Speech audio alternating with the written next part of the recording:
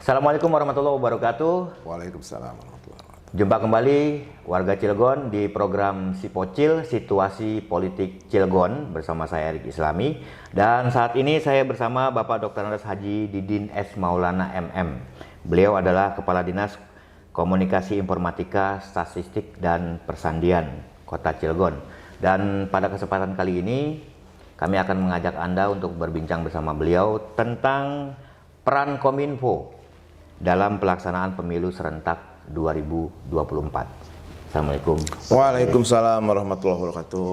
Pak, 2024 nih sebentar lagi kita akan masuk ke masa pemilu yang dengan segala hiruk pikuknya kita rasakan dari pemilu sebelumnya nih Pak. Ya, siap. Nah, persiapan Kominfo sendiri untuk menghadapi pemilu 2024 seperti apa Pak? Terima kasih Kang Erik. Jadi Kominfo sesuai dengan fungsinya, urusannya, kami itu ada tiga urusan ya. Yang pertama Kominfonya, yang kedua statistik, dan yang ketiga persandian ya. Okay. Jadi kami nanti akan berperan sesuai dengan tugas fungsi kami. Jadi yang tiga urusan tadi ya. Misalnya kalau Kominfo, kami nanti akan berperan untuk penyebarluasan informasi kaitan dengan pemilu dari mulai mekanisme, tata laksana dan seterusnya. Terus kita juga nanti akan memberikan edukasi kepada masyarakat bahwa pemilu itu wajib untuk diikuti. Jadi agar partisipasi masyarakat juga bisa tinggi ya untuk pemilu pilkada di Kota Cilegon ini, terutama untuk di masyarakat Kota Cilegon yang memang saat ini sudah termasuk tertinggi ya dalam pelaksanaan pemilihnya. Yang saya informasinya seperti itu. Jadi Kota Cilegon termasuk kota yang demokratis lah, karena pemilihnya banyak pada tahun 2020 ya. Nah itu jadi fungsi yang kedua itu. Terus yang ketiga kami juga ada urusan persandian. Nah kami juga nanti akan mengamankan kaitan dengan serangan dari cyber ya. Kebetulan Cilegon sudah ada yang nama CISERT, Computer Cyber Incident Response Time. Jadi manakala misalnya website atau aplikasi di Kota Cilegon ada serangan-serangan, atau misalnya di KPU-nya ada serangan-serangan, nanti kita siap untuk mengamankannya. Jadi kami kerjasama dengan BSSN ya, seperti itu. Terus kaitan dengan data juga, kami ada statistik. Kami juga nanti akan bekerjasama dengan DKCS mungkin ya, karena kita juga punya aplikasi satu data. Nah ini kita juga mencoba untuk membantulah kaitan dengan data-data pemilih atau data-data yang memang diperlukan oleh masyarakat. Jadi intinya Kominfo siap mendukung penuh untuk gelaran pesta demokrasi pada tahun 2024. Oke. Pak, kalau misalnya kita lihat dari data tahun 2020, Cilegon memang yang tertinggi ya, termasuk yang tertinggi lah di Banten. Nah, cuman dari data detailnya itu ada milenial kita nih, partisipatifnya kan memang masih rendah ya. Ini masuk dalam concern Kominfo Cilegon nggak sih Pak? Supaya anak-anak kita terutama yang ada di golongan milenial ini bisa lebih lebih aktif untuk turut berpartisipatif di 2024 pemilu nanti. Harus. Jadi salah satu tugas kita kan di Kominfo untuk publikasi ya kepada masyarakat. Ya tadi itu salah satu fungsinya terutama ke yang masih muda bahwa gelaran pesta demokrasi itu penting untuk memilih pemimpin yang memang menurut mereka itu yang paling terbaik lah untuk membangun kota Cilegon atau mungkin di Indonesia ya. Jadi nanti melalui mungkin media-media yang ada di Kominfo seperti radio juga nanti kita mohon ya untuk bisa publikasi. Terus kami juga ada websitenya. Dari OPD-nya kita sudah ada, dari kelurahan, kecamatan. Nah itu untuk aktif ya, menginformasikan kepada masyarakat bahwa ini penting loh, bahwa ini penting. Mereka harus bisa menentukan sikapnya untuk memilih yang memang pemimpin yang menurut mereka yang terbaik. Terus kami juga punya kelompok informasi masyarakat, itu juga melalui mereka juga kita informasikan kepada masyarakat kaitan dengan memang pentingnya kita untuk partisipasi dalam pemilihan pemimpin di tahun 2024. Oke, ini menarik. 2024 berarti Kominfo kita bisa ngambil kesimpulan sudah siap dalam semua lini Insya Allah, program, Pak, insya ya. Allah. Nah Pak, kalau misalnya nih di era tahun 2019-2020 pemilu kemarin itu kan hoax tuh bertebaran tuh, Pak. Nah caranya ada nggak sih Pak yang mungkin bisa di-share gitu ke masyarakat? Ini loh Kominfo akan melakukan beberapa cara untuk bisa menekan itu. Seperti tadi t-shirt ya Pak ya? Ya, t-shirt ya. T-shirt. Komputer. Bisa lebih detail Pak mengenai program t-shirt itu? Yang pertama tadi Kang tentang hoax ya. Ya. Itu juga salah satu tugas kami nanti. Ini memang 2024 ini saya yakin akan lebih panas lagi ya. Ya. Persaingannya itu hoax pasti akan ada. Nah, mungkin kami juga tentunya akan menginformasikan kepada masyarakat mana informasi hoax, mana yang memang betul ya. Dan kami juga senantiasa kerjasama dengan Kominfo Pusat. Karena yang menginformasikan bahwa berita itu benar atau salah yaitu di Kominfo Pusat ya. Jadi termasuk kita juga nanti insya Allah kita akan bentuk tim khusus di Kominfo kaitan dengan informasi lokal di Kota Cilegon ya. Barangkali ini ada informasi yang salah dan sebagainya, nanti insya Allah kita juga akan bentuk timnya. Nah untuk t-shirt ini memang ini kita sudah bentuk timnya untuk penanggulangan serangan-serangan cyber, jadi tanggap daulat terhadap serangan. Nah ini timnya kami sudah ada di Kota Cilegon. Kebetulan saya jadi ketua timnya. Anggotanya itu dari beberapa instansi ya. Dan kami juga sudah menempatkan di setiap perangkat daerah. Perangkat daerah juga kita sudah ada semacam agen of change-nya ya. Jadi agen istilah lah. Agen di setiap OPD juga sudah ada, kita libatkan mereka juga. Jadi kita pantau terus tuh websitenya, aplikasinya. Jadi kita punya metode, punya cara. Jadi teman-teman ini sudah kita bintekan ya. Bagaimana cara mengakses atau melihat lah ini kira-kira ada serangan nggak? Nah kalau ada serangan itu nanti kita tim ini kita bergerak untuk menghadapi serangan itu. Terus kalau memang kita kurang kuat ya untuk menghadapi, kita minta bantuan ke BSSN.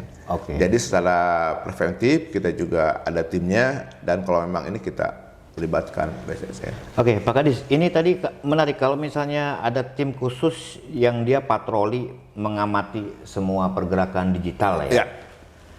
Ada tindakan khusus nggak Pak? Misalnya penalti gitu kalau misalnya kita dari Kominfo sendiri menemukan wah ini penebar hoax atau apa segala macam. Sampai masuk ke sana Pak ranahnya Pak? Belum. Kita tidak mempunyai kewenangan. Kita hanya misalnya salah satunya kita ada serangan ke aplikasi atau website A gitu ya. Kita tahu tuh penyerangan seperti itu. Dan itu juga kadang-kadang tidak bisa di siapa itu orangnya. Yang setingkat Bjorka aja kan yang udah ini kan tidak ketahuan siapa orangnya. Nah jadi kita hanya mencoba aja mengamankan. Jadi ibarat rumah nih. Rumah kita itu jaga, tapi kalau ada yang mau masuk ke sini kita tutup. Kalau masuk kita tutup. Jadi kita coba rumah kita itu diamankan, dan kalau sudah ada yang masuk, nah itu kita ada timnya juga khusus. Itu kita mungkin nanti lebih ke ada istilah investigasi ya, tapi itu kewenangannya ada di BSSN. Kalau itu memang sudah bisa misalnya mengambil data atau merubah tampilan dan sebagainya. Nah itu memang itu sudah ranah mungkin ke pidana ya. Itu kita laporkan ke BSSN. Itu tindakannya seperti apa? Karena kita tidak ada kewenangan untuk itu, tapi hanya melaporkan, dan nanti kita koordinasi lah dengan BSSN.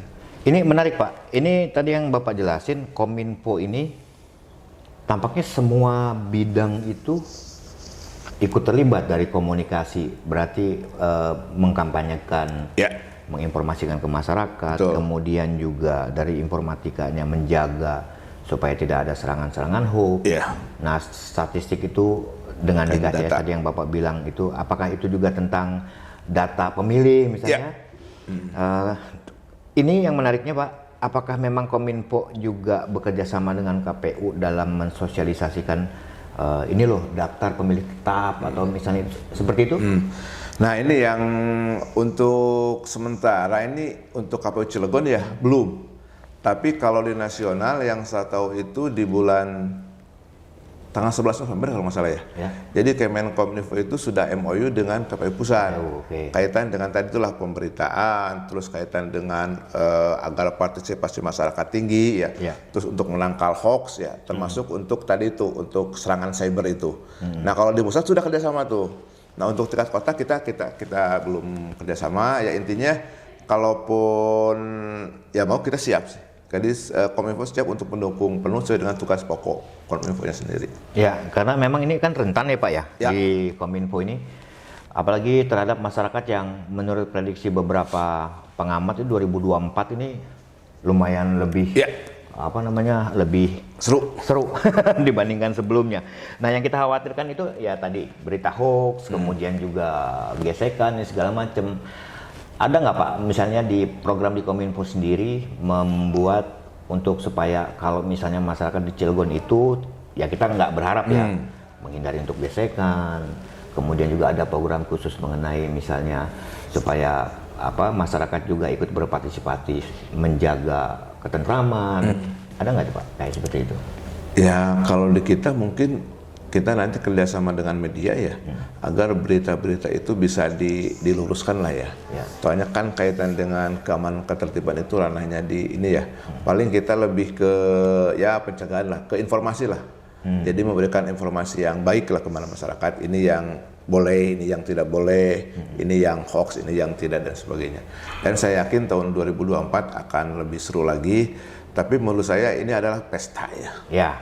Jadi kalau pesta rakyat itu dibikin enak aja lah. Jadi jangan dibikin serem-serem, tapi ini adalah pesta rakyat. Ayo kita sama-sama untuk berpesta. Dan kalau kalah menang itu ya dianggap aja pertandingan ya. Hal yang biasa. Kalau biasa, kalau menang setelah selesai pertandingan ya udah kita rangkulan lagi kita ke. Ya paling seperti itulah kita akan coba ya kepada masyarakat bahwa ini pesta rakyat, jangan sampai ada permusuhan dan seterusnya. Saya harapnya seperti itu sih. Oke, warga Cilegon, ini ada yang menarik tadi yang sudah disampaikan sama Pak Kadis. Pemilu ini hal yang biasa sebetulnya. Kita ketemu tuh per 5 tahun. Dan ini adalah sebuah pesta yang kalah menang adalah hal yang biasa, gitu ya Pak Kadis ya. Nah, tapi ada yang mungkin perlu juga saya mau pertajam nih Pak, mengenai di bidang persandian. Karena kan kita kalau udah ngobrol tentang digitalisasi itu, banyak sekali tuh kita perang cyber lah untuk masuk mempengaruhi web peserta pemilu atau di peserta data KPU atau di Kominfo sendiri. Nah, tadi Bapak sudah jelaskan mengenai T-shirt. Kalau misalnya boleh tahu nih Pak, apakah Kominfo sendiri juga mengcover web-web peserta pemilu atau hanya meng-adverse aja untuk mereka? Seperti apa Pak? Terima kasih Kang. Jadi tugas T-shirt ini sebetulnya untuk mengamankan aplikasi dan website yang dimiliki oleh pemerintah Kota Cilegon ya.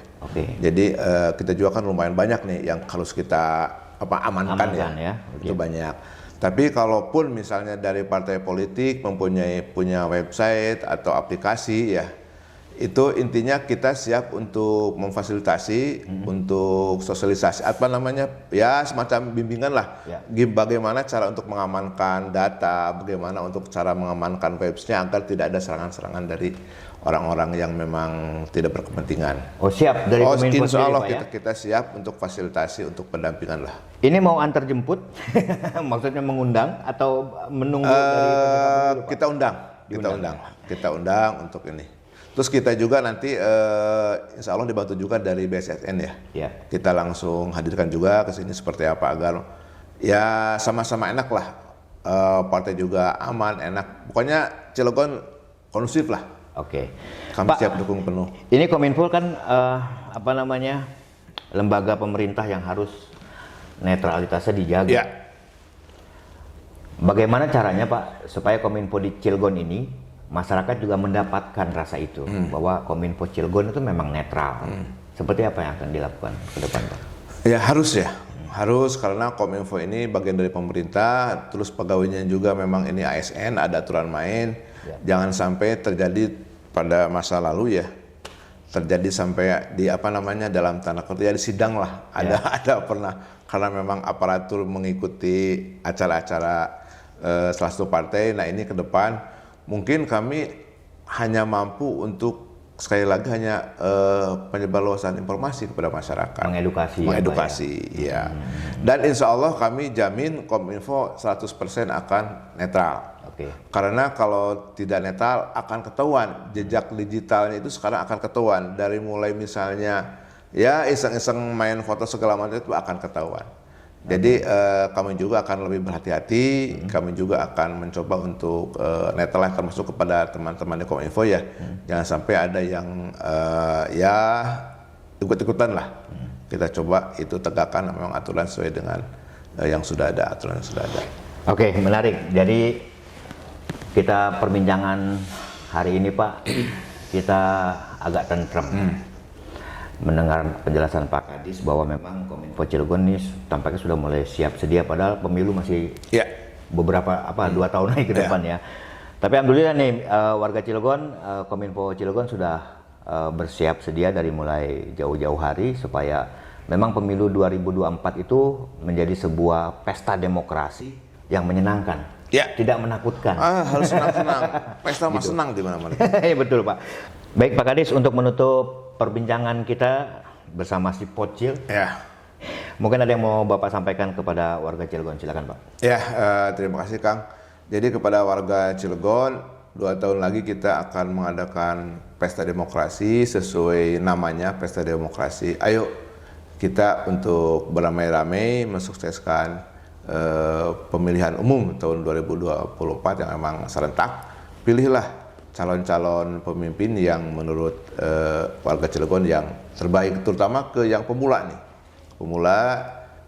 Silakan untuk memilih calon-calon yang memang terbaik untuk di Cilegon, provinsi maupun untuk di nasional Indonesia. Demikian, terima kasih. Assalamualaikum warahmatullahi wabarakatuh. Waalaikumsalam warahmatullahi wabarakatuh. Baik, warga Cilegon, sampai di sini dulu perbincangan kita bersama si Pocil, situasi politik Cilegon bersama Kesbang Pol Kota Cilegon. Dan saya Rik Islami undur diri dan kita akan berjumpa lagi di tema yang berikut. Wassalamualaikum warahmatullahi wabarakatuh.